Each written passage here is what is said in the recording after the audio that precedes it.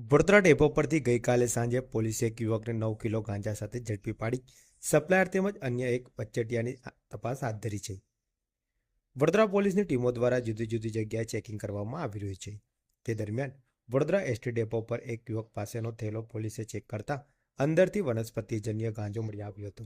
પોલીસે crime branch senior officer તેમજ ફોરેન્સિકની ટીમોને બોલાવી લીધી હતી. પોલીસે પકડેલા ગાંજાનું વજન 9 કિલોથી વધુ અને કિંમત ₹92,000 જેટલી થાય છે. પોલીસે રોકડા ₹500 તેમજ એક મોબાઈલ પણ કબજે કર્યો હતો. પૂછપરછ દરમિયાન કેરિયરનું નામ લાલજી રામચંદ્ર માઝી હોવાનું ખુલ્યું હતું. ગાંજાનો જથ્થો અમદાવાદના સોનુ સિંધી યુનુ સિંધીએ મોકલ્યો હોવાનું તેમજ એક બાઇક ચાલક પણ મદદમાં રહ્યો હોવાની વિગત બહાર આવતા પોલીસે બંનેને વોન્ટેડ જાહેર કર્યા છે.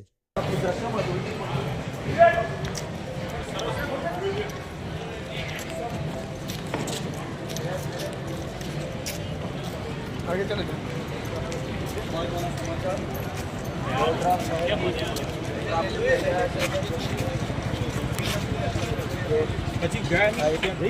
અજાણ્યો ઈસમ જેની પાસેથી આશરે કહી શકાય કે 9 કિલો જેટલો ગાંજો જે છે તે મળી આવ્યો છે.